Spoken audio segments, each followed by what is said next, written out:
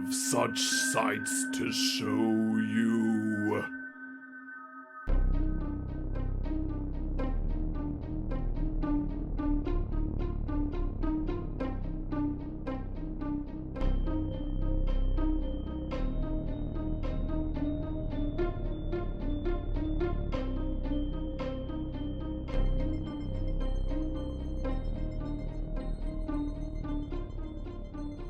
We're Poppin the Scary horror podcast here. I'm your host Coale, and with me as always I have my good friend and co-host Aaron. Aaron, howdy doody, bud. What's going on, bud? Hey, Cowpokey, how you doing? Oh, I'm doing okie dokie. Alrighty. You ready to see what's on the menu? Yeah, what is on the menu? What is the menu? Yeah, so The Menu is a film that a lot of people talked about because it released towards the end of 2022, specifically November 18th, and it was a film that, like, whenever it came out, I had heard a lot of acclaim about and everything, but it's one of those things where I'm just always late to the game on checking out new films for the most part. I mean, it's rare nowadays if I actually watch a movie that just came out there, or I'm in the know about stuff. But it was one of those things that whenever people were going over their top 10 list, The Menu would constantly pop up there, and I was like, okay, you know, whatever. But then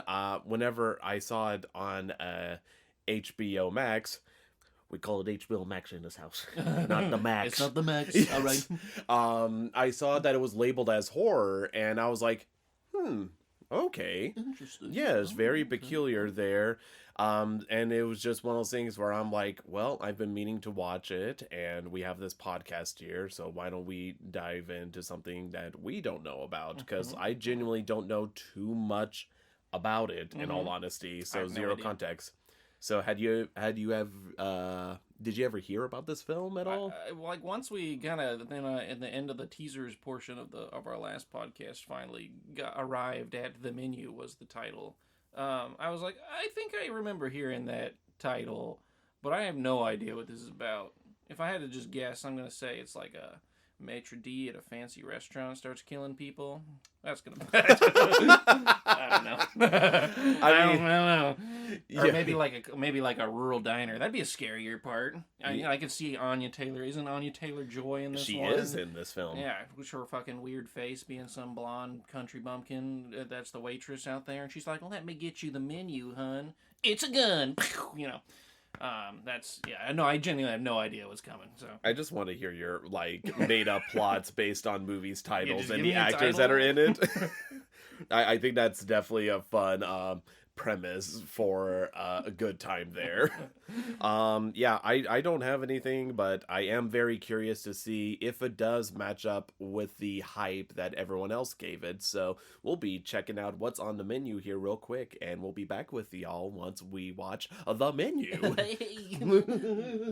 The main course, you know what I'm saying? It's just gluten free.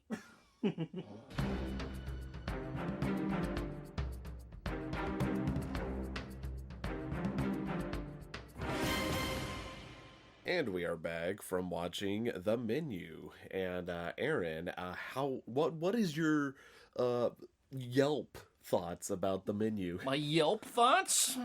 That would involve my whole Yelp review of The Menu. Probably I would advise people not to go to that restaurant for a variety of reasons. One, I think it's probably closed now. But for the movie, though. Yeah. The movie was an entertaining concept. Really had some Food Network vibes, you know. A lot of yes chefs.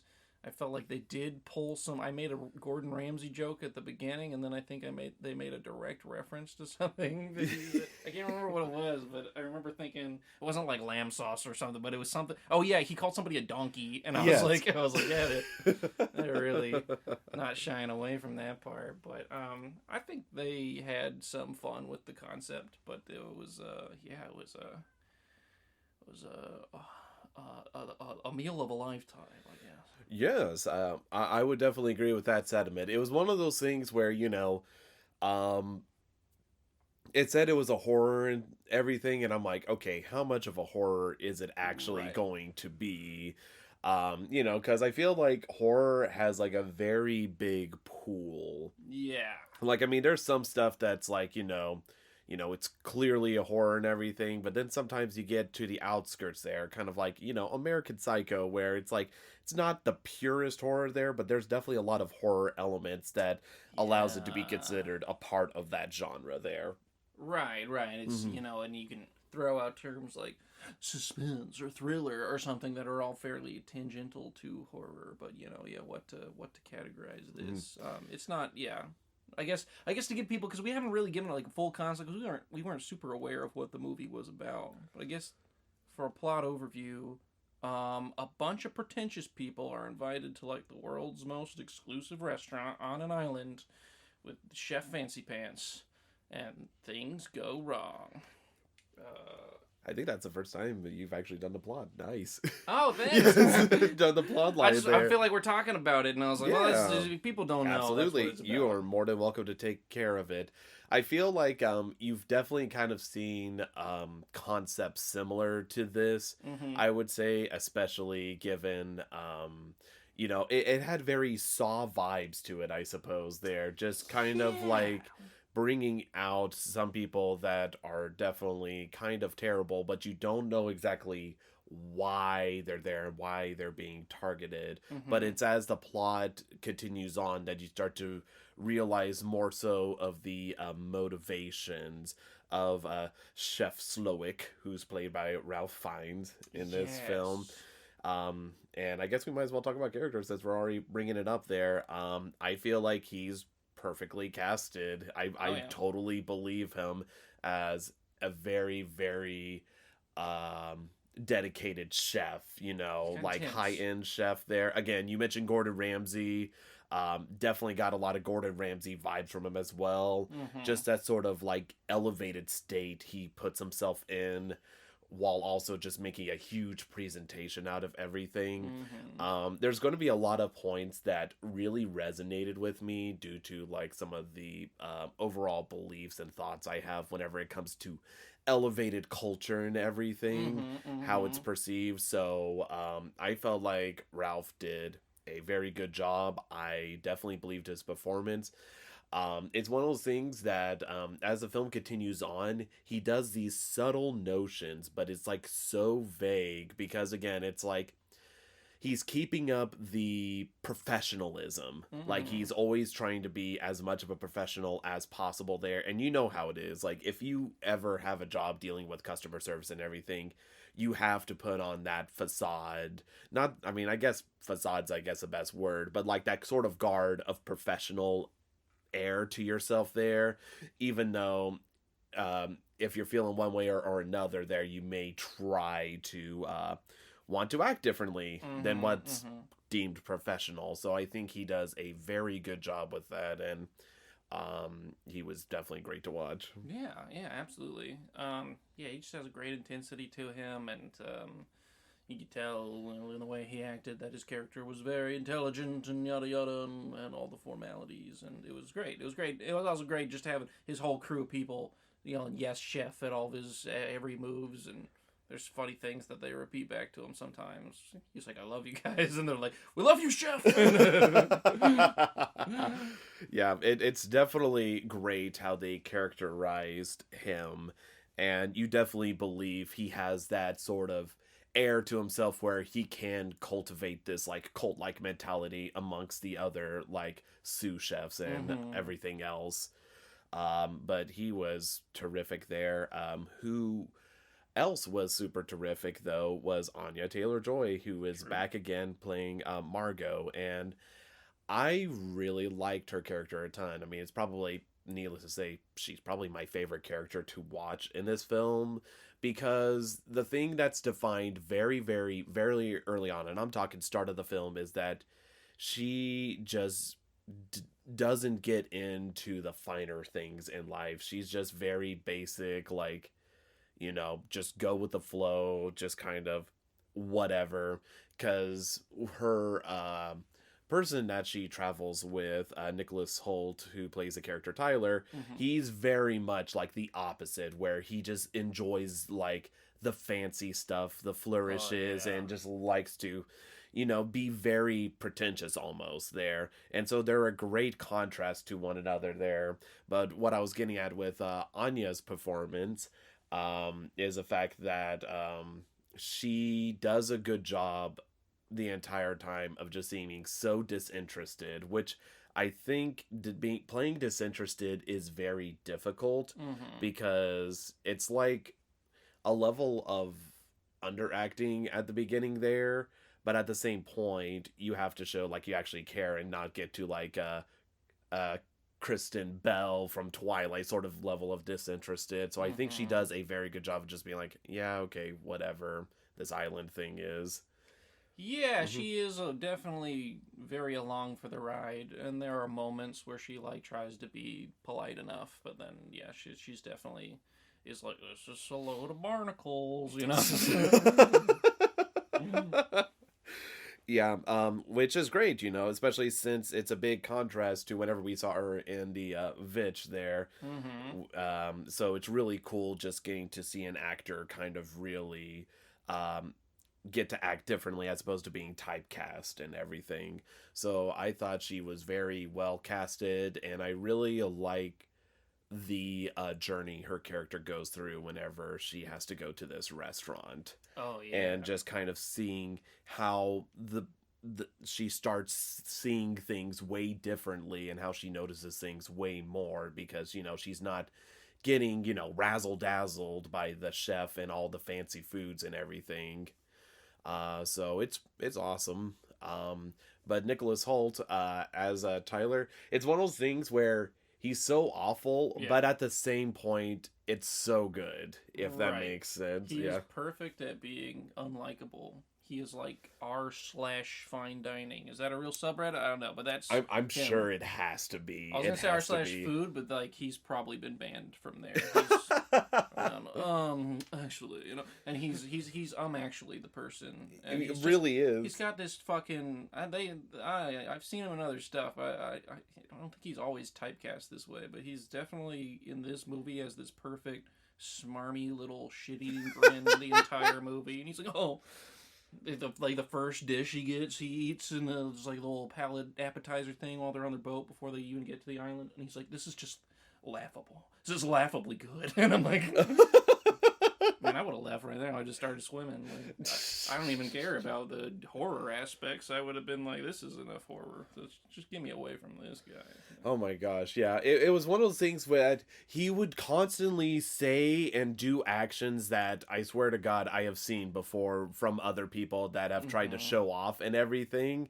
And it was so cringe, but it was like a good cringe It is, yeah, yeah. there. It's nice because he's realistically portrayed as like he's just so passionate about this, but he doesn't know how to like share that passion with his date or his fellow restaurant goers. He's just like trying to be the fucking teacher's pet the whole time, and it's just like so obnoxious because there are little moments or little highlights where it's like, oh yeah, okay, like it's kind of cute that he's so into this, and I would love for him to explain it to me, like if I were you being his date. But then he definitely just like yeah doesn't know how to share his interest. He's definitely a little too fucking pompous for that. But Yeah, I would definitely agree with that. He definitely is that. And like I said, I could mention all of the stuff he does throughout the film, but I feel like it might be slight spoilers there. But mhm. needless to say, many of the actions he did, I'm just like, oh my god, this He guy. does kind of get worse. Definitely Yes. in parts. He's just Yes. like, oh. Like he Wait. starts out in the movie and is like, yeah, this Mhm. guy's mildly annoying, and then it's Yeah. just like, oh my god, this dude. Which I will say that is one criticism I have of the film.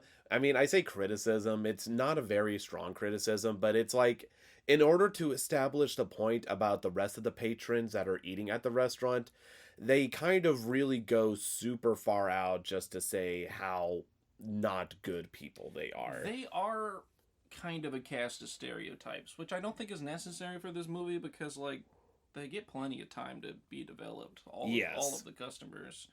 but they're all just still kind of like cardboard cutouts, like the cardboard cutout of the overly critical food critic and the washed-up actor and the husband that wasn't a very good husband. And I was just like, all right, yeah, I get it. Yeah, but it's one of those things that I do get why they did that due to the trajectory of the film. Mhm. However, it was one of those things that it, you know, I can't spoil anything about this film. It's just one of those things I feel like sometimes broad strokes with characterizations can work to a film's favor, Mhm. but it all depends on time. And even though the film's like, I believe it was an hour and 45 minutes long, I want to say, Mhm. hour 46, my bad. Even though it was that long, it felt like a lot longer of a film. Yeah, because strangely, I mean, even though I feel like the film had a good structure to it, they do these kind of things where they introduce each course and they have like a little name card for each course and everything. So even though you can like kind of even visualize the pacing as you're going through, it still like just felt like there wasn't enough going on for like most of the movie. Yes, that's kind of, and that's like another criticism I suppose I have of the film. I'm surprised I'm already getting into criticisms. I guess it's just off the top of my head is that it feels like a lot longer of a film and it's a shorter film, which I mean it doesn't necessarily make it bad per se, but it is definitely like, wow, this film goes on for quite a while there. Yeah. And it's funny because you think you know where the film's going with some directions there, but then they kind of don't go through exactly the way you think it is, which isn't bad necessarily, but it is kind of surprising because there's a lot of times where I'm like, oh, this is happening, this is going to happen, and it's like, nope, and it's like, okay, yep, just that's perfectly fine, continue on. Right. So it was definitely kind of interesting to see everything play out because basically, it's a long course meal. It is a very long course meal, and it kind of fits into, and again, that's the interesting thing. What they do with the menu is the fact that, you know, just as the food is elevated, the allegories, the story, and everything is just pushed to an elevation that's absolutely ridiculous there.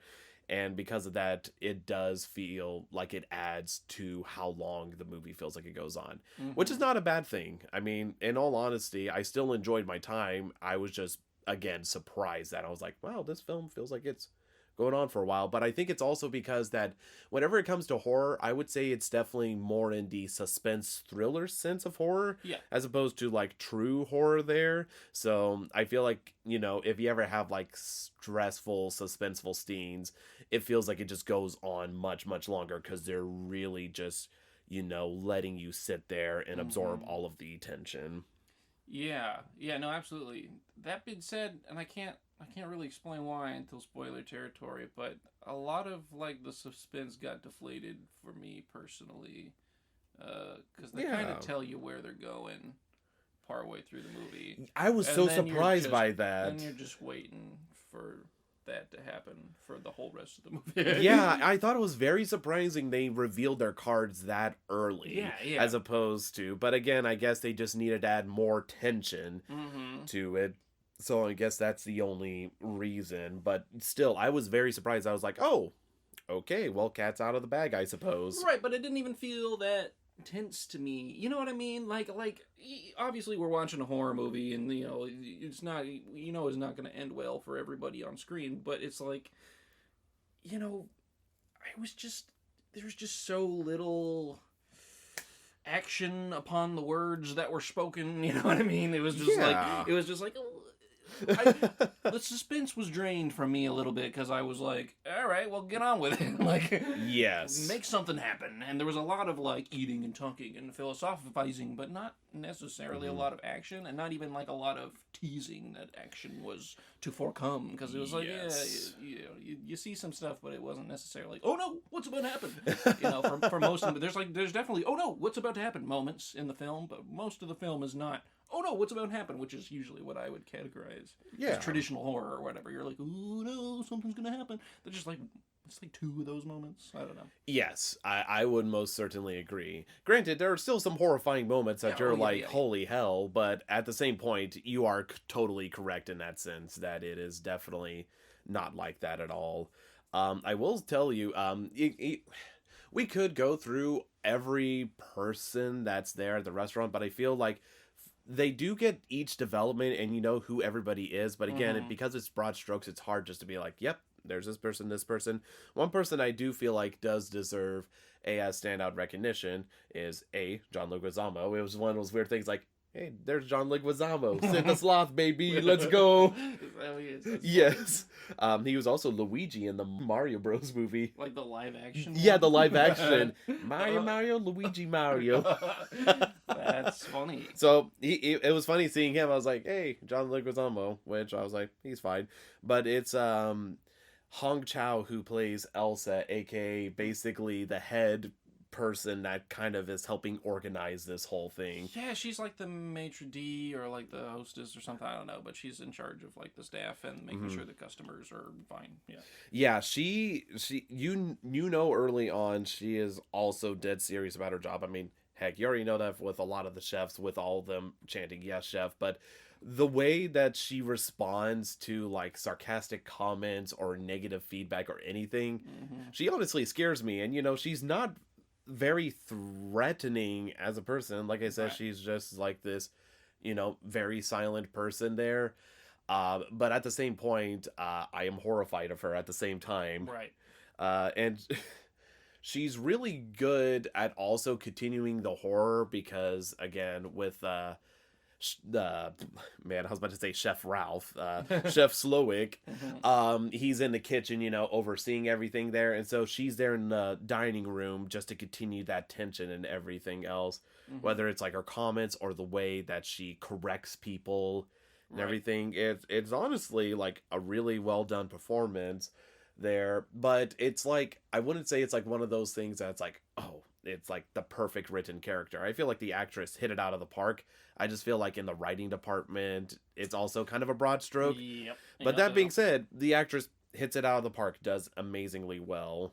Yeah, no, I do think there were some like two-dimensional acting performances in this movie, but overall, I don't think acting was the issue. I think most people played their roles fairly well. I do think the writing department is where a lot of it falls flat, and you can only do so much with the script you're given and with the direction you're given from the director. So it's like, yes, I guess one weird thing we can actually talk about review wise is the food itself. That's true. We talk about the courses. Yes, I thought the food was fantastic for the point they were trying to make in this film. Oh, absolutely. Yeah, and I think that's one of those things that I'm very particular about, like some cooking shows and movies, because like growing up I loved watching MasterChef and Hell's Kitchen. Like that stuff I just could eat up for days, and I just would watch it religiously with my family. And so watching the food presentation and everything, there are some films that, you know, are like, oh yeah, this is a cooking film, and I look and I'm like, I don't feel like I'm watching Food Network. No, legit, this does feel like Food Network. Yeah, the way it's presented, 100%. Yeah, and how pretentious all of the food is. It just, each dish is showing how pretentious the whole atmosphere is, and it's just like perfect. Because you've seen like a lot of like people, I'm sure like Instagram, you know, post stuff and they're like, oh, I'm at this really expensive restaurant here. Oh, it's crazy. They have dry ice. You dunk the nuggets in the dry ice and eat it or whatever.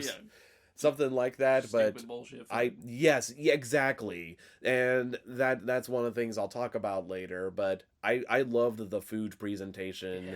That honestly was one of my favorite things with the menu was the food itself. So I think that it's awesome that they showed food that I'm like, man, this legit feels like a cooking movie. Yeah, it was a bunch of shit that was like, yep, this would be some bullshit a fancy restaurant serves, right down to like, I don't think anything was served on like a regular plate. You know what I mean? Like, no. I think at one point they served some shit on like a painter's easel, like a painter's palette thing with like little holes in it. They definitely served a dish on a rock.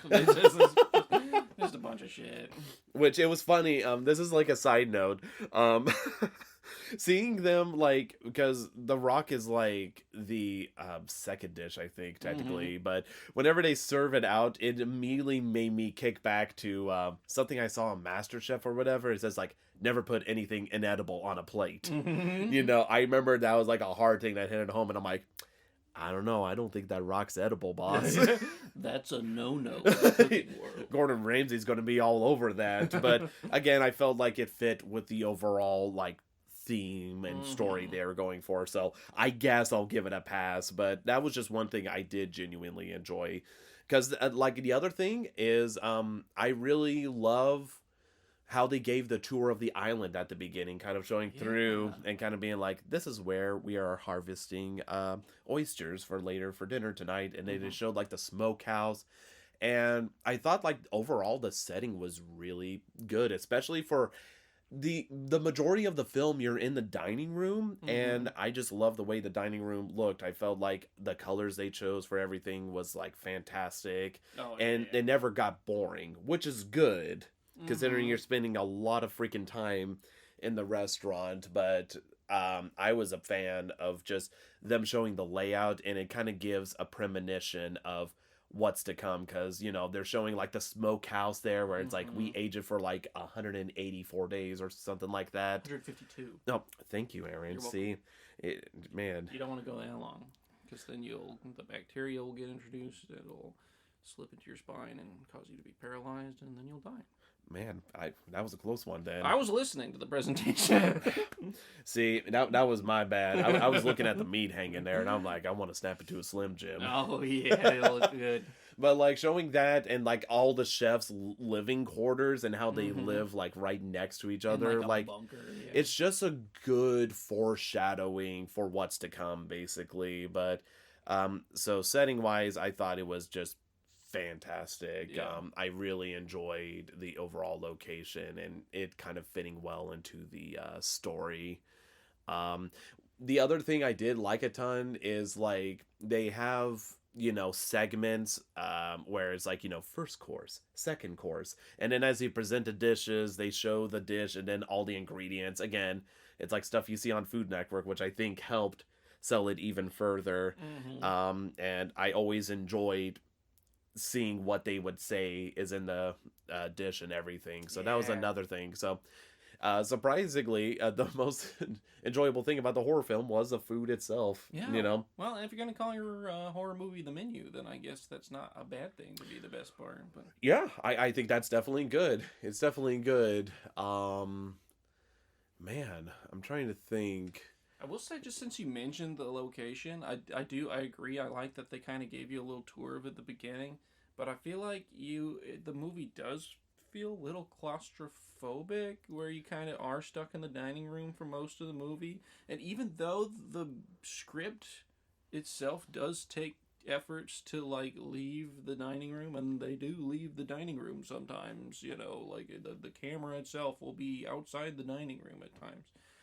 I couldn't tell you a single shot. Like I could recognize that dining room. It was a great set, but like I don't know, if you showed me some other part that took place off place the island, with the exception of exactly one scene, then I would be like, I don't know what I'm looking at. You know what I mean? Like, so I don't know. I felt like the island didn't play as big of a role as it could, which is kind of the scary part. You're trapped on this island, right? Like, and it's nighttime because it's dinner time, and it's like you could have played a bigger role. But I do feel like the setting, with the exception of like the dining room set itself, was kind of weak. But at least, you know, like the dining room kitchen set was pretty great, which is good because that's where most of the film went.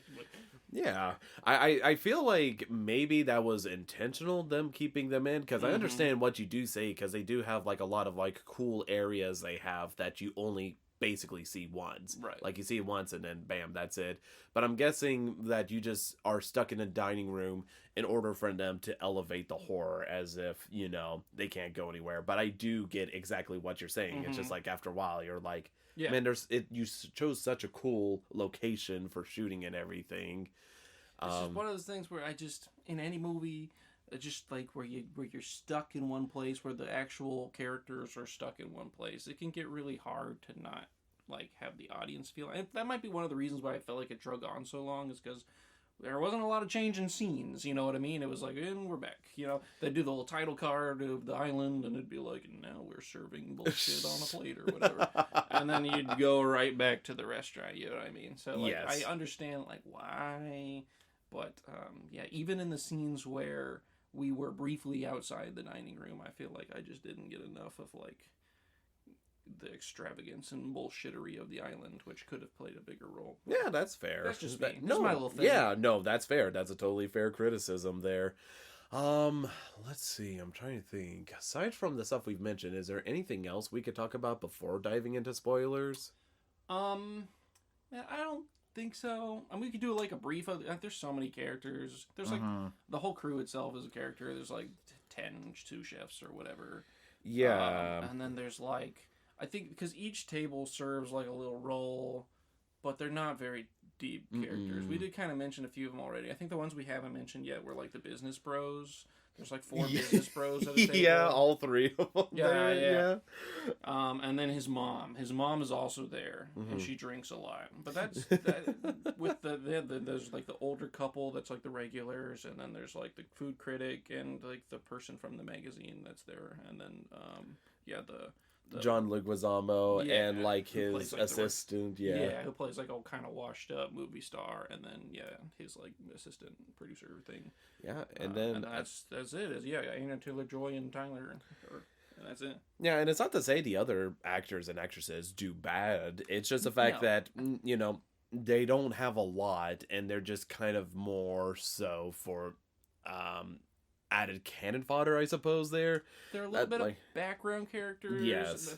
They are kind of just one dimensional. Like, here's the thing, and because you can't just have a whole meal for like 2 people or whatever. Yeah, I shouldn't say cannon fodder. I suppose I should say filler. They just feel like fillers. Yeah, they fill in the restaurant. Yes, but that being said, they get a lot of screen time, like cumulatively, all these people. And they still felt pretty flat to me, most of them. But... Yes. I mean, it's good that we can at least remember who they were. True. But we can't really say too much about their performances. So, and I think that's just one of the sacrifices you make whenever you have a large cast is, some people, as we've talked about before, are going to get the short end of the stick when it comes to character development. But they try their best, and I feel like it's satisfactory. Right. I felt like, it's just kind of blatant, just clear sort of motivation and development, and you understand who each of the characters are. Yeah. I will say probably the people that get the shortest end of the character developments are the business bros, as you call them, because it's just genuinely, I could not tell you one defining thing over the other. They're just kind of 3 of the same person. Oh yeah, and they are all the same exact character, 100%, and with almost no diversity between them, which is wild. For just, I feel like if you counted up the lines of dialogue for all these characters, you'd be surprised that like really they said that much compared to like other iconic characters. Like, yes. I feel like I could tell you all kinds of shit about Boba Fett. I never watched the Boba Fett show. I think he says like 2 lines. I think he's in the movie for like 30 seconds. And he was like people's favorite character for some fucking reason. I mean, I get it. He's cool. But, like these people were on screen like the vast majority of the movie, all of them. And they had way more lines. And I'm not going to remember them after we record this episode. I don't blame you. So, with that being said, how's about we talk about your overall rating of the menu? Yeah, well, let's go course by course, scene by scene. I'm just kidding. One thing we haven't gotten to talk a whole lot about, but we will have to talk about in spoilers, is there is like a big philosophy, a big message to this. And I think that's a little ironic, because I think the film itself is kind of hollow for as like pretentious as like the audience that is being held victim in this restaurant is supposed to be. It's like even the chef's like big motivation behind all this bullshit is kind of bullshit to me. The whole movie feels like it was directed by Tyler, honestly. Like he was like, oh, this is gonna be amazing and heady. And it's really not. A lot of it kind of falls flat for me. It's a little one-dimensional. That being said, there are some great moments. I think there's some great acting performances. And I do think the concept's good. It's an entertaining concept. And I feel like it was executed pretty well. It's just there were a few key failures that kind of drug this movie down for me. So overall, I mean, this is like a 5 for me. Ooh, It's like a okay. 5. I was thinking maybe a little lower, but it's not that bad. I enjoyed it. It doesn't it's not too all the things that I find wrong with it aren't like egregious by any means. There's just like a few things that I was like, okay, well that kind of was a dud, or that fizzled flat, or you could have done that better. But yeah, on top of that, there are great performances. There are some good twists that we haven't got to talk about. And everybody has like a little secret that gives them at least some amount of depth. So I do feel like it's like a decent movie. It's just it falls exactly average for me when you kind of weigh out all the ingredients. Okay, yeah. I totally understand exactly where you're coming from there. For me, the overall philosophy thing is something. I guess for me, I'm a sucker for this kind of philosophy because I'm of the same opinion as the message gets to the end of the I film. am too. Don't get me wrong. I Yes. agree with the message. I just thought it was like, yeah, okay. And... Yeah. Just it's like ironic, I guess, that they're selling this message, but also trying to be elevated, but also, yes, I understand exactly where you're coming from. I'm letting you know as a person that I'm just a sucker for that kind of stuff as well. Because it definitely kind of hit home for me there, and like I said, there's definitely like moments that I'm trying to think about the way to describe this. It definitely kind of made me laugh because of people I know that are exactly like this. So I got enjoyment out of that there. But I think you do raise a good solid point about this film overall kind of feeling a little bit hollow there. Just a little bit. But I mean, I feel like I still enjoyed it quite a bit. Definitely not as much as the critics, though. I know critics like rated this like super highly and everything, which I guess that's the special thing about this podcast. We're not like other critics. We're our own critics. I would like to say the critics for this movie were probably like the critics in the movie itself. Oh snap! And we're Anya Taylor-Joy. That's what I'm saying. I would definitely agree with that. That being said, though, I would still come out a little bit higher with this film. I would probably, and again, the thing that makes me curious is how is this on a rewatch? Is this like a film that's going to be better on a rewatch, or if it's going to just be the same or lesser? I'm very curious about. So with that said, I would comfortably rate this at about like a 6.5 probably. I feel like 6 is too low. 7 might be a little bit too high. It's one of those things where I'm like kind of mixed because there is a lot of stuff. Like I said, this is good food porn. This is like good food porn there, especially the last bit. I was just like, dang, look at that. Yeah, it was dedefinitely interesting. I was biting my lip, you know what I'm saying? I'd eat it. Needed some tissues. But no, I mean, I'm still glad I watched it. It was definitely a fun watch. Definitely, like, if you're looking for something kind of suspenseful and with food, your options are very narrowed. It's kind of like Alligator, you know. If you're looking for alligator horror, your options are pretty limited. Same with, like, kind of food horror stuff. I feel like it still was enjoyable there. Just not as enjoyable as these critics enjoyed. But yeah, that being said, 5 from Aaron, 6.5-ish from me. But without further ado, we will move on to the spoiler course. Spoiler time. You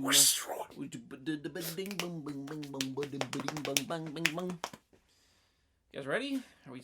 Yeah, you bet. You it? bet. You bet. What would you like to order? Man, everybody has a twist. You know what Anya Taylor-Joy's twist is? She's an escort. She's a prostitute. I loved that twist. Man. It was.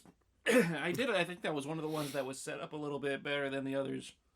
Where it was like, because right from the beginning of the movie, she spots that old guy and she's like, oh no. And then, like, they don't really explain why. And then the husband's kind of dismissing his wife. She's like, does she know you from, do you guys know each other from somewhere? And he's like, no, I don't fucking know that stupid bitch.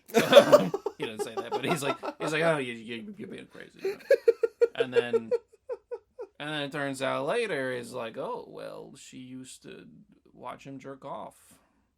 They explained that part in unnecessary detail. Like I couldn't tell if that part was supposed to be like funny or like to a degree or like I don't know. It kind of fell flat for me. I was like, all right, it's either just like you're being like grotesque with the details because you think the audience is gonna be like, whoa, like they just drew a Cards Against Humanity's card and they've never seen those words in those order before. Like, wow, dick fingers, like whatever. Like whatever. Like why are you telling me this in such detail? Like is this supposed to be a gaffe and I'm just not laughing, or is it just like supposed to make this guy look weird? I don't know. But she's talking about how he's jerking off while I'm watching him, and he wants me to pretend to be his daughter. And that was messed up. You didn't develop this guy at all, besides cutting off his fingers. So I guess they're just trying to make him a bad guy, and I think that's the thing. Well, I think this movie was just tried too hard in a lot of areas, and that's like a small example of that. I feel like they tried hard to be wacky and like, whoa, like isn't this a weird cult atmosphere? And isn't she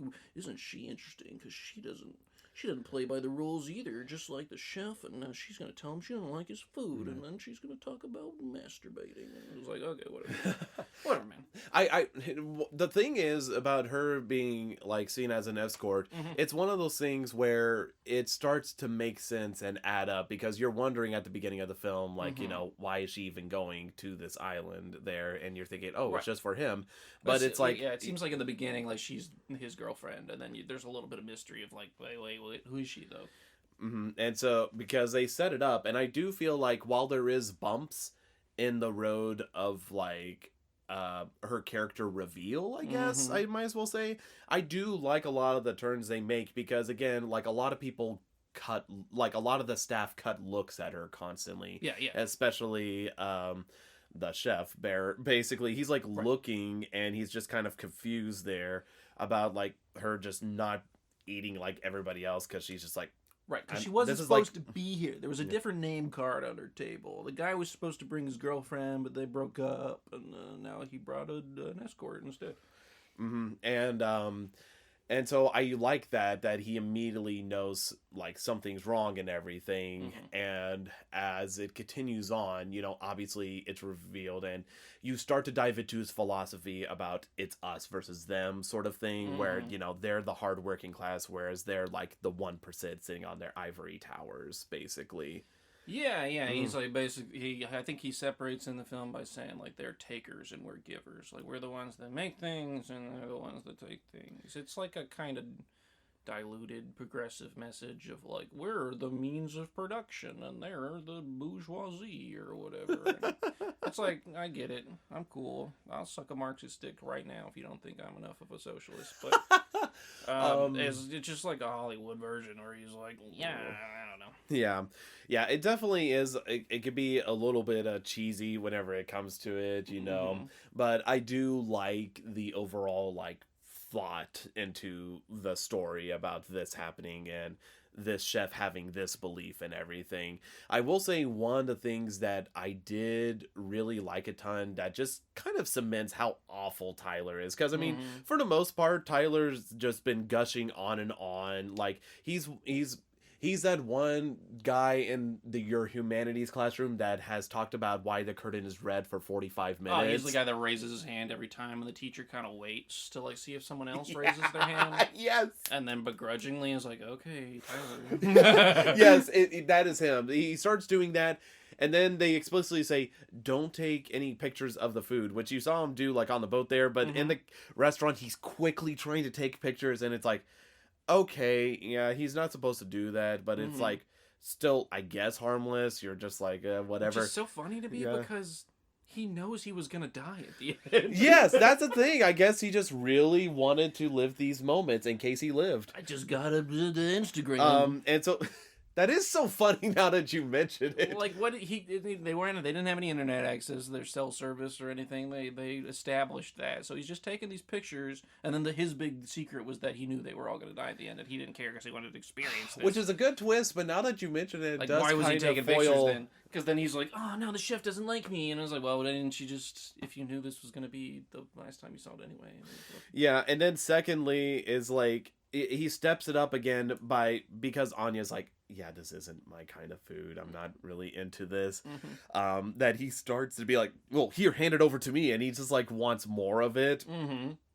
It gets progressively worse until again, and he's like super disrespectful to her. Oh. And it just keeps escalating where he does a really good job of being awful Mm-hmm. there. And then it gets to the point about, whenever Chef Ralph, I'm just going to keep calling him Chef Ralph at this All point. right. Yeah, Julian, Yeah. whatever the fuck his last name Yes, is. Slowick, I think. Slowick. He goes up and he's like, this isn't the person you said you were going to bring. What happened? And he's like, yeah, we broke up and everything. And so I brought her along, and it's like, oh yeah, did you tell her the fact that we are all going to die at the end of this meal?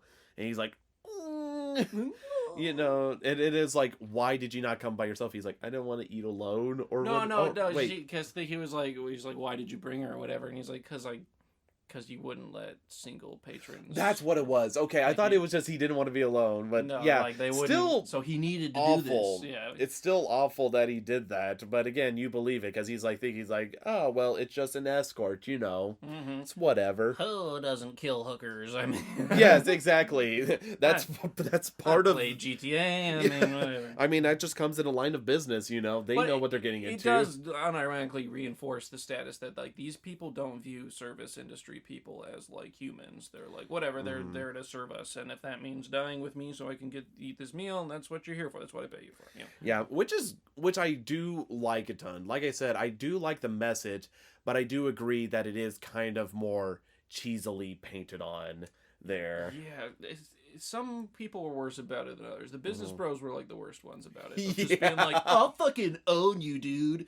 I'll buy your restaurant right now and get you fired by tomorrow, bro. Yeah, because that's the interesting thing is the fact you start to figure out why everybody is there. And that was honestly one of my favorite things is seeing the vendetta good old Chef Ralph had against everybody in the restaurant. And some of it just wages on like actual like you're a food critic that has closed down these businesses there just because it wasn't elevated to your standard. You guys are extorting money. It's like big threat levels to that, or like being like, hey, you guys. One of my favorite ones is the ones of the couple that's been there 11 times, and then it's like, name a single dish you had. Yeah. Name a single one, and it's like cod. It's like it's halibut, rare spotted halibut. But this is where it kind of downgrade because the woman was like, well, why does it matter? Like even then, one being threatened with death. Yeah. And he's like, it mattered to the halibut. Yes, and it just kind of exemplifies the point that there are people out there who just eat out at these expensive restaurants, don't remember a single thing about it. They just do it because they can. But it's a class status thing. Like, I gotta go to this fancy place. But one of my favorite ones is, and again, this is because of how petty he is, John Leguizamo just being like, I had one day off and I saw your movie and that was god awful. Yeah, that one was funny. I think the assistant one was also very funny because he was like, why her? And he was like, where'd you go to school? And she was like, Brown. He's like, student loans? He goes, no. And he goes, you're gonna die. I did feel like that line was funny, and there were moments in the movie where I feel like they were both self-aware, and like the chef was given funny roasts, and I was like, okay, that's pretty good writing. But yes. overall, it was, yeah. Yeah, because I love the like taco shells that they had, where it had like laser printed stuff, and one of the funniest ones is showing Tyler taking pictures of the food. At the restaurant there. It was just good how they presented it, and just kind of show that, hey, I know what you guys did, and it just kind of starts to turn up the heat on you guys are in trouble. The other gag that I love that they had throughout the film is like with the food critic, she started critiquing the no bread portion whenever they had out, and she's like, it started to separate there. Mm. The emulsion, the emulsion Yes. splitting, isn't it? Yeah. And like, she doesn't say anything. She's just like critiquing, but they're constantly listening in, and then they just serve a huge bowl of it. Mm-hmm. And She's then like more split emotion from the chef. yes, and then they do it again. Like you think it's like, Mhm. okay, they do that one joke, and then they bring it back whenever all hell's breaking loose. Right, and yeah. They No, I really love know that. they're in Because the first trouble. one's just like a bowl of it, and then the next one's like an enormous, like, huge mixing bowl full of it. Yeah, it was so good. And so there's like a lot of good moments like Mhm. that.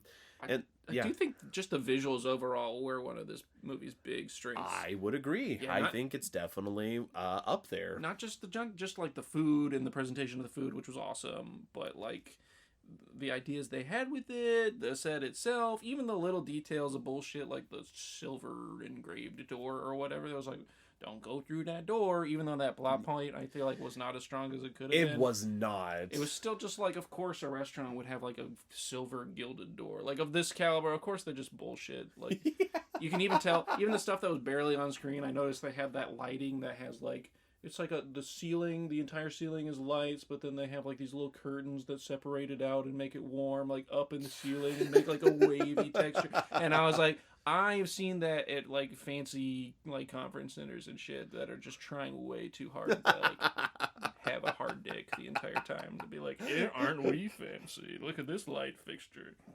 Oh my gosh. Oh man, yeah, it definitely was like that. Mhm. I guess to address some of the horror elements in the film, one of the ones that I thought was really great was the mess. The mess Which- was good, yeah, yes. and it was sort of a good way to dive off into the deep end of like, all right, you guys are in trouble now. Yeah, just it was so depressing just watching because again, whenever Chef Ralph comes out, Mhm. he brings out one of his sous chefs there, and he just breaks him down emotionally there, being like, you will never achieve greatness, you will never be great as me, no matter how hard you try. You Mhm. spent your whole life trying to be great, but you'll never achieve that greatness. Just breaking him down. Oh, yeah, making him respond to like, isn't that right? And he's like, yes, chef. Yeah, doing that, and something bad's gonna happen because Mhm. already they set a tarp on the ground there. Then they have the shower curtains they close around the Oh, kitchen. yeah.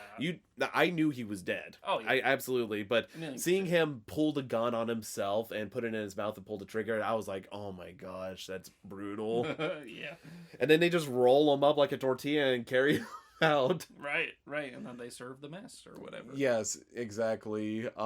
But I feel like again, moments like that just exemplify how messed up he is, and I felt like it Mhm. was well needed for the film. Like you needed moments like that of actually them killing people or hurting people just to kind of show what trouble they're in. Although there was some moments that while I do feel like it was good, like Fallen Angel or the guy Mhm. getting his finger chopped off whenever he left, Mm-hmm. there were some moments that I felt like was going to have a bigger payoff Yeah. that didn't. Because Oh. one of the things is whenever they get to the course of you have 45 seconds to run, but it's the male patrons Mm-hmm. there, and it's called like man's folly or whatever, Mm-hmm.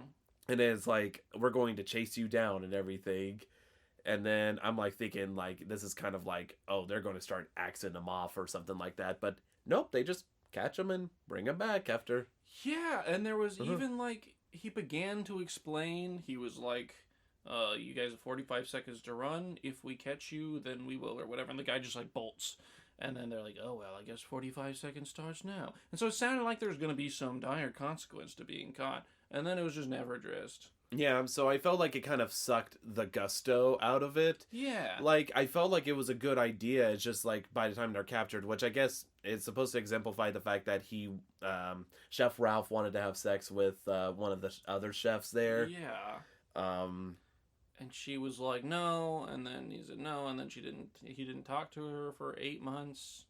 Mhm. And then she was like, "And that's his right," or whatever. And then she like stabs him in the thigh. I thought she stabbed him in the dick, but it was a little lower down. yes.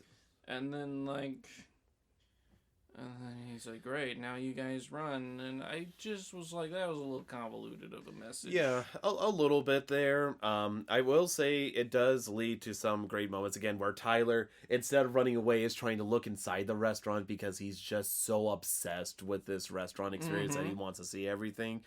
And I do like the fact that whenever all the gals are inside the restaurant there and they try talking to the other chef because all the men are outside, she's like, yeah, you think this is crazy, right?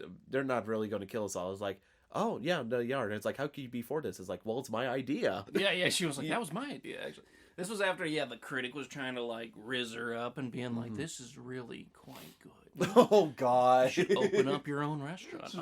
I can help you, And she was like, oh, yeah. And then she was like, you don't really want to kill us all, do you? And she's like, oh, no, that was my idea. I just love how they showed how completely, like, brainwashed all of the chefs are. That they have drank the Kool-Aid and they're all for the chef, basically. Oh, yeah. They think he's brilliant and they're going to do whatever. They've dedicated their lives. They live in this tiny island with him. Yeah, it was definitely good.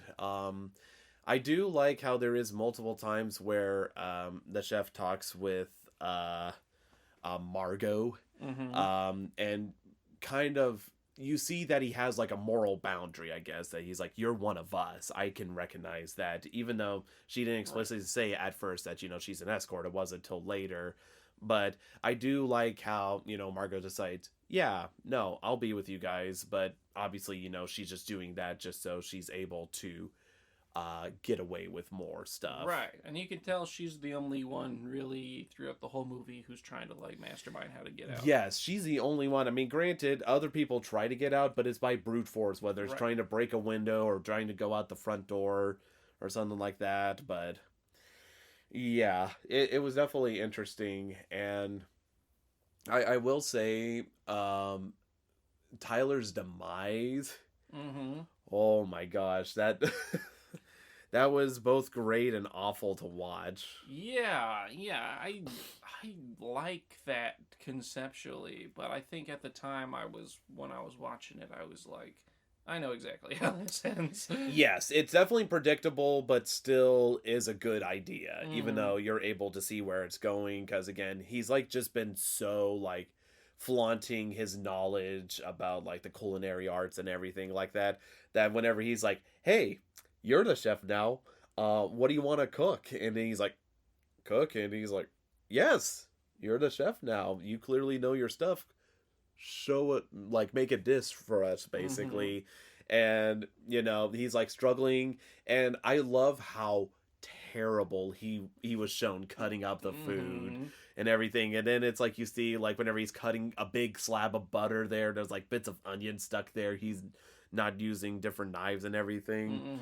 And then whenever it's done, you know exactly where it's going, but the chef's like, this is awful, this is just terrible. And then they have like the title sequence of like Tyler's bullshit or whatever. They show it and it just says like undercooked lamb, ingredients that don't go together, Yeah, and it's bad because there's this moment where you could tell Tyler's breaking, and then Chef Ralph leans in and whispers something, and he's probably saying the most like mental breaking stuff possible there. And then all he does is just go to the back, and then whenever later on you see Margot head towards the back, you see that Tyler's hung himself there, like in his office.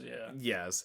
But again, it's one of those things that it's definitely sad, but also kind of hard to be sad whenever you're that much into smelling your own farts, basically. Oh, yeah. Yeah, it was one of those things where I didn't feel sad that anybody was in danger or gonna die, because I hated all of them, and that was kind of the point of the movie, but I also didn't really like the bad guy that much. Yes. So it was like I wasn't really rooting for anybody in this film. But yes, that is definitely true. And so whenever Margot does get a chance to leave, because she's asked to bring a barrel over, she goes to the chef's house and walks in. And I do like this, even though it is cheesy, that his home looks exactly like the restaurant. That was one of my favorite details. Like his bedroom is just a replica of the restaurant with like a bed in it. And she was like, what the fuck?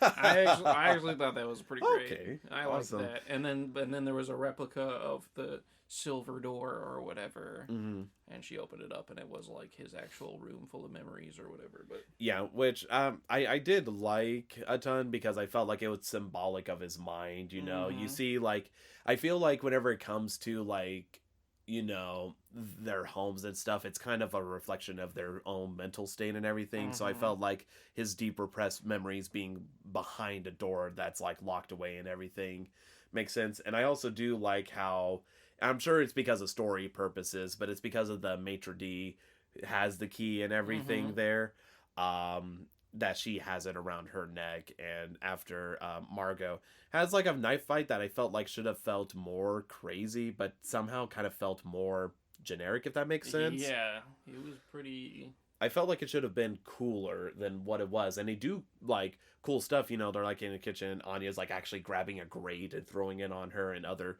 kitchen equipment, but I just felt like there wasn't a lot of impact, surprisingly. Yeah, no, I agree, because I think part of it is because we were waiting, like, most of the movie for some action to happen. I think this was even after the scene where they all, like, ran away and they were getting chased down and, like, nothing happened to any of the men that were caught. And it was just, like, so much unpaid stuff that were like, cool, somebody's gonna die, but you, like, know that she's the main character of the movie and she's not gonna die from the fucking maitre d', and the maitre d' didn't seem that deadly with a knife. She's like a 4'10" Asian lady, just like swinging wildly, and should have definitely been a lot more trained in the deadly arts if you're like, going to take up a job like this. And then the ending of it was even like, I was just like, oh man, another knife fight. You know, she didn't even seem like that stressed out about it. She was like, well, now I gotta go see what's in the silver room. Like, she's not concerned that she just killed a woman. There's like a brief moment of like, oh my god, and then she's like, oh, I hate the key, and then it just keeps going. Yeah, and whenever she does enter the room, I do like, you know, they don't have like some big exposition. They just have pictures where you have to put the picture together basically about everything, because you see a lot of like younger photos of Chef Ralph, you know, being younger, and he's like smiling, you know. He's like, oh yeah, it starts his own restaurant. Then you see he has like a family and everything. Then whenever you see him in front of his like new restaurant, like he's not smiling anymore and he's alone, and all he has is the person that I guess helped finance the restaurant and everything. But then it's like revealed that there's one photo frame, and I think it stands true to successful people, especially people that have sacrificed everything, because if you look, it's clear that it's like, yeah, he gave up like a lot of his happiness and his family in order to reach this level of prestige and everything, and he's kind of become numb to everything due to the people he has to be around. That the one thing that he does value is the one time he got Employee of the Month working at a burger shack there, and he's like the absolute happiest there and framed. And I think that just kind of speaks a lot of volumes, because I feel like where people should feel a lot of they should feel a lot of satisfaction reaching a high level, sometimes it's just the smaller things in life that resonate more, especially whenever you don't got a lot. Oh yeah, absolutely. So I did appreciate that message there, which is why I was like, oh, I could raise it up to a 7-inch, but I'm kind of a sucker for like morals like that and stories like that. It just resonates with me as a person. But I did like that. I do like the radio bit and her phoning in the radio, because I knew, I'm like, okay, something's got to be up with this guy walking in, because a Coast Guard comes up and, you know, they're making such a big deal and everything, where they're trying to dress up, you know, make everything look normal, because they don't want it to feel like a hostage situation. It's like, you know, if you say anything, you're going to let an innocent man die. And then whenever they go up or whatever, he's like, oh yeah, hey, I know you, John Leguizamo, from the Super Mario Bros. Movie. he doesn't say that. He says calling Dr. Sunshine. And he's like, hey, can I get your autograph there? And he's like, yeah, I don't have a pen. It's like, oh, hand a pen there. As soon as they handed a pen, and I'm like, okay, it's clear as day that they're in on it. But I wasn't sure what it was going to be. And so whenever the guy looks and says, help me, and then holds the gun out there, and then it turns out it's like a little gun lighter, I'm like, okay, that was funny, even though we knew where it was coming from. Yeah. It is funny just kind of screwing around with them, I guess. And there was a little part in there that I thought was gonna be how it went whenever he was like, my wife and I liked you in that movie where you played the doctor or whatever. And he's like, Oh yeah, that was another Dr. great Sunshine. line. And I thought you were just gonna see the chef's face just like sour and then just like kill him anyways. That would have been so good. In all honesty, that honestly would have been even funnier, I just think. like kill him and then like wipe the blood off of his hands onto his apron or something and be like, terrible taste or something. Oh my gosh. Yeah, no palate. No palate. Yeah. Oh my gosh, that would have been, in all honesty, I think that would have been so much more funny. I was Just like, be absolutely brutal and violent, because surprisingly, there's not too much violence in this film. I mean, there is, but there's not a lot for a horror film. Right, honestly not. There's more violence in your average episode of Game of Thrones or something, or Oh yeah, The for Sopranos sure. or something than there is in this movie. But yeah, is there were definitely some more scripted elements where I was like, I can see exactly where this is going. That being said, I expected a lot more people to die before the ending. Like, almost everyone was still alive by the time they were. That's a surprising thing, because like with a large body count, I was like, oh yeah, they're gonna die one by one. But no, they kind of keep them towards the end, which I feel like, I don't know how to feel about like just the fact that, you know, they do ultimately die in the end, but at the same point, it's all at the same time. I guess it's just to make just a big finale, I guess, is the only thing I could think of. It felt a little anticlimactic to me, though, just because I felt like they set up several threads that they just kind of abandoned by the end there. Like, That's true. The silver door was a big thread in, like, the actual restaurant, and then they found the but I wondered, I thought that was going to be the key to getting out somehow, was like, okay, well, the silver door in his house is obviously probably different than the silver door in the restaurant. So, Yes. like, what's the significance of those things? And even whenever Margot, you know, whatever her real name is, tries to go in that silver door when she's looking for the bathroom initially, the maitre d', she's like, what's in that door? And she's like, that's something special for later. Like, there is a plan for it.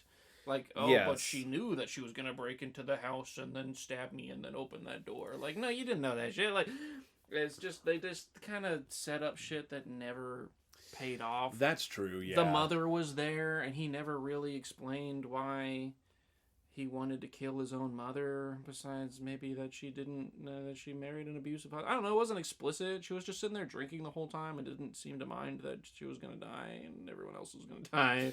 There's just so many things that, like, maybe they don't necessarily warrant a flat-out, like, Jim, look at the camera, like, this is why this is happening. Like, I don't need it all spelled out for me. But there were so many things that they set up and then just, like, left as loose ends that it just felt unsatisfying as a movie. Yeah. But, I don't know. No, I would agree with that. Definitely, it's not like a perfectly wrapped up film. I don't feel like it is. There's definitely a lot of loose ends.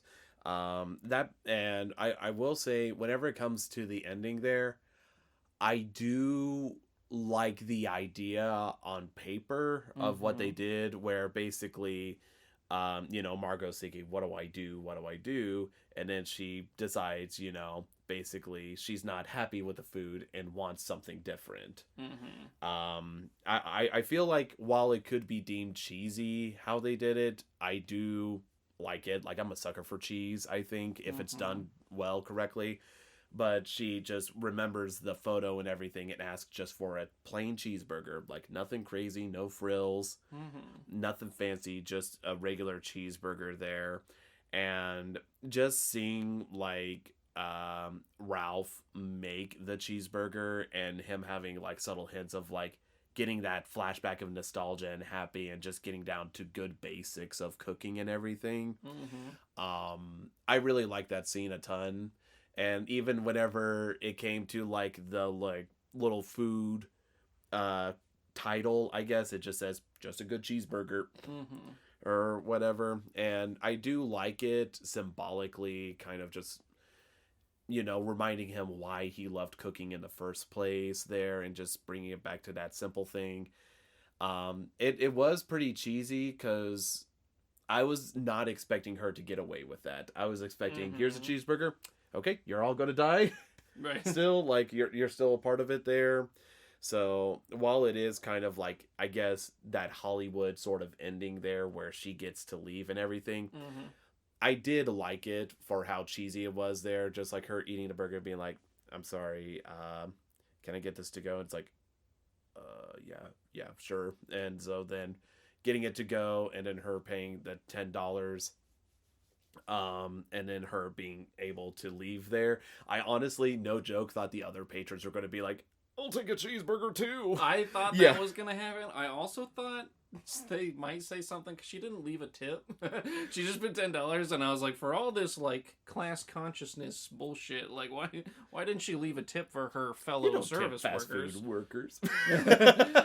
Exactly, but if they're at a nice restaurant, so I thought she'd leave a tip for the staff, for her fellow staff. But then like, immediately afterwards, I guess she knew what was going to happen. Well, yeah, but It's just a thought. The next line of dialogue after she finally gets to leave is he's like, "All right, well then there's the issue of the bill. Everybody, we work on a no tip policy." You know, I feel like they wrote that line in just for like me and the audience. I was like, why didn't you? Yeah, technically gratuity was included in the price, Yes. so she already tipped.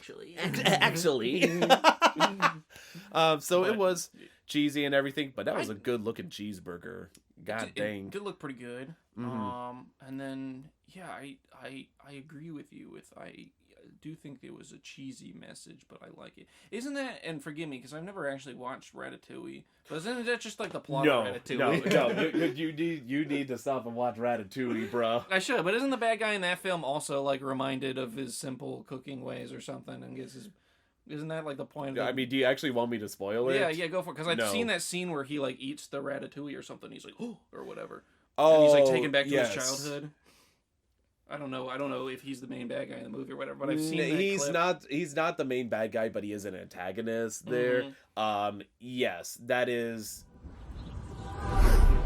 Les rêves des amoureux sont comme le bon vin. Ils donnent de la joie ou bien du chagrin. No wonder I like that ending. It's the Ratatouille. It just hit me. I've Yes, just seen it's that the in Ratatouille. memes. I've just seen that in memes where they'll put text over, but he like eats the thing and then it's Sorry, like there. I was transported thinking back of another antagonist. Yeah, he's like the food critic there. Yeah. Yes, and then he's reminded back to his childhood there. Did they just lift that for this movie? No wonder that ending resonated with me. I didn't even put two together. Ratatouille's my favorite Pixar film. Yeah, I should watch it. It's been on my list for too long. I've never gotten around to it. It's a good movie. I really like it. Point out things from movies I've never even seen. Yes. Sorry for spoilers of Ratatouille, but come on, it's Ratatouille. Y'all get on your game. Should have seen it. It's a spoiler section anyways. We don't tell you what movie we're spoiling. Oh my gosh. Yeah, I just know that from the meme where he gets transported back to Yes, I suppose that's the reason why I like it. It resonates with me that I don't need no fancy pants meal. Just give me some good food and I'm happy. In the side. What pisses me off about this movie though is that like the chef himself doesn't seem to have understood his own message. He's like she kind of serves him up on a plate with the cheeseburger thing. It's like, remember what it was like to be happy and the cooking and don't need all this bullshit. Just like all these people in this room are a bunch of inflated bullshit. You've also become inflated bullshit. And like, here's a serving of like down to earth. And he was like, great, you get to go because of that. That was awesome. And then he still goes through with his bullshit thing of like killing everybody and himself as like, and he's like, this is gonna be my masterpiece, and like some more, which is a disgusting assault on the palate. And I was like, you just like went through the joy of a cheeseburger and now you're gonna diss a some more. That's true. Like you didn't seem to understand your own bullshit that you're sniffing. Whatever, dude. He worked too hard on this presentation to let it go to waste. He's like, well, I'm gonna go to jail if I just, even though I understand the message. That was kind of the other surprising thing too. The patrons, kill ourselves. The patrons were a little too understanding of, yeah, you're a good person. You could go. You're right. we Get outta here. don't mind us. We're gonna stay here. You scamp. I do love how they did run the credit cards. Like, they all paid with the credit cards there. Oh, yeah, and they all offered to pay. Like, no, please allow me. Yeah, like, I don't as wanna if be it matters. Yeah. It's just like them just being like, yep, we gotta pay for our sins there. And then she's on a boat eating a burger. That part was stupid. What, like Yeah. the boat engine's cut out. I was like, okay. And then she, like, the explosion happens, and I was like, oh, okay. And then she just, like, gets the burger out of the bag and just watches the fire with her legs crossed, like, hamburger. And I was like, that's stupid. That's stupid bullshit. It was like they're trying way too hard to be like, here's a cinematic ending. I think they, cinephiles. I think they pushed it too much. A little ham-fist. Because I've seen endings like that where it's done well. Mhm. I can't say this is one where it's done well. No, it's not. Yeah, it's medium at best. They were like the fucking dudes in the writing room were just like rubbing their fingers on their temple, like, we gotta come up with like the coolest ending shot ever with an explosion and like, oh my god, Anya Taylor-Joy and she's eating a cheese, and it's so symbolic, and we gotta put some blue curtains in there somewhere, man. It's just like, bro, you're trying too hard. We got the message.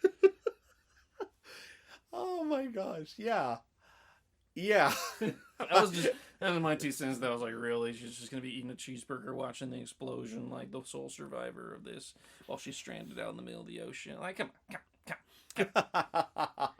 And in that moment, the audience, this is the writer's room that's like trying to correct me on why I'm wrong about not liking it. Well, see, in that moment, Anya Taylor-Joy is on an island of herself. So she finds herself stranded again in a restaurant, but this time a more simple restaurant, a smaller one with a cheeseburger and herself, right? All the real ones are like, I'm like, and this is the point where I just shoot him and I drag him in the middle of the street to rot.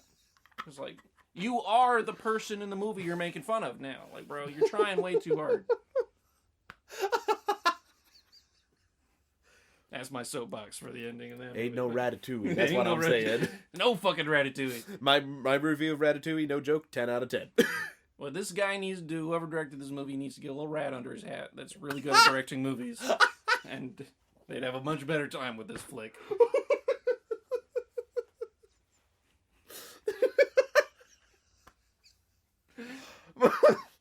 Oh, okay.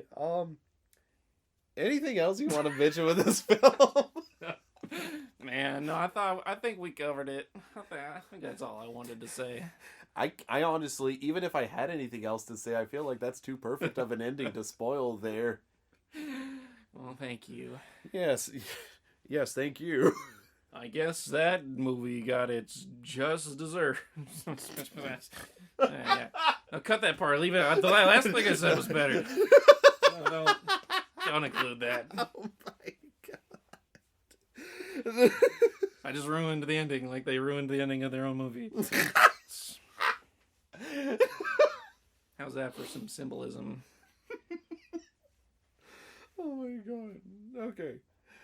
Yeah, okay, let's talk about the next episode, Yeah, huh? what are we watching next? Yeah, so as you're very, very well aware of, our next episode is going to be right at our 2nd anniversary here of Poppin the Scary Horror Podcast.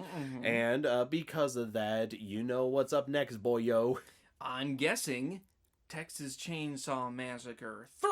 Yes, you are most certainly correct. So definitely want to stay tuned for this episode because, of course, we're going to be having a wonderful guest joining us. So definitely stay tuned for that.